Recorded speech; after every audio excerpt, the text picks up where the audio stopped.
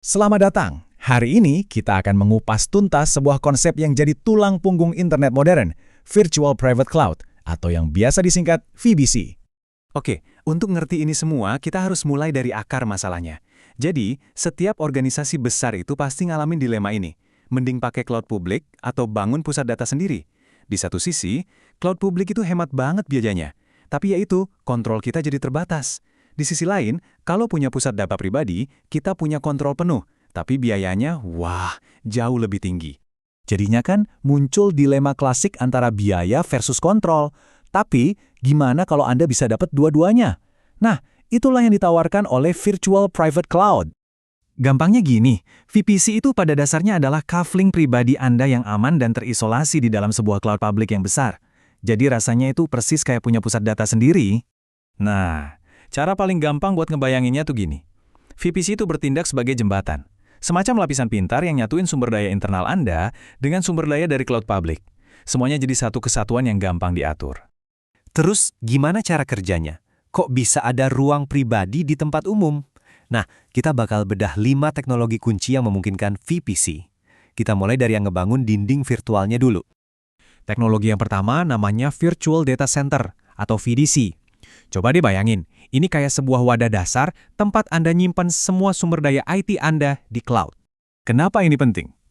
VDC itu ibaratnya Anda nyewa ruang pribadi yang kedap suara di sebuah gedung kantor bersama yang super ramai.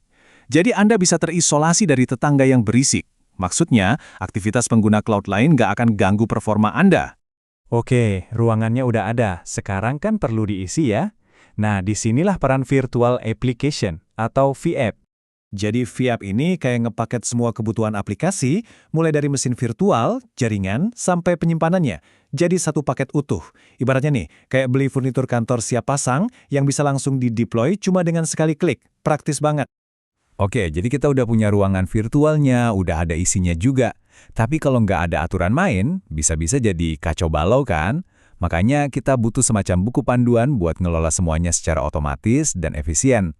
Dulu tuh, cara pindah ke cloud seringnya cuma mindahin semua kerumitan yang ada di data center fisik. Hasilnya, malah jadi berantakan di dunia virtual atau yang disebut virtual sprawl. Nah, pendekatan VPC ini jauh lebih pintar. Bukan mindahin barang satu-satu, tapi pakai aturan. Pendekatan yang lebih pintar ini teknologi ketiga kita. Penerapan berbasis kebijakan. Gampangnya, Anda cuma perlu nentuin maunya apa, misalnya, aplikasi ini harus super aman.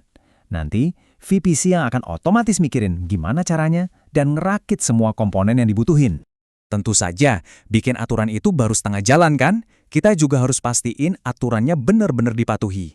Nah, ini kita masuk ke teknologi keempat, kepatuhan kebijakan. Anggap aja kepatuhan kebijakan ini kayak inspektur bangunannya kantor virtual Anda. Kerjanya ngecekin terus-menerus, mastiin semua aplikasi jalan sesuai aturan keamanan dan performa yang udah Anda tentukan dari awal. Oke, kita udah punya wadahnya, udah punya aturan mainnya. Tapi pertanyaannya, gimana cara nyambungin semua bagian yang beda-beda ini? Apalagi kalau lokasinya kepisah, ada yang di data center internal, ada yang di cloud publik. Dan inilah potongan puzzle terakhirnya, integrasi manajemen layanan. Ini adalah teknologi fundamental yang jadi jembatan untuk semua batasan yang ada. Anggap aja ini kayak penerjemah universal atau ya kunci masternya lah, yang bikin semuanya bisa nyambung. Intinya, teknologi ini tuh perannya kayak sistem manajemen pusat untuk satu gedung gede. Dia yang nerjemahin bahasa antara sistem di data center pribadi Anda dengan sistem di cloud publik. Biar mereka semua ngomong pakai bahasa yang sama dan bisa kerja bareng. Oke, yuk kita rangkum semuanya. Kelima teknologi ini tuh kerja bareng buat ngasih kita kekuatan VPC. Jadi resepnya, pertama, isolasi pakai VDC. Kedua, kumpulkan sumber daya jadi satu pakai VApp. Ketiga, kontrol dengan kebijakan. Keempat, verifikasi kepatuhannya. Dan terakhir, integrasikan semuanya.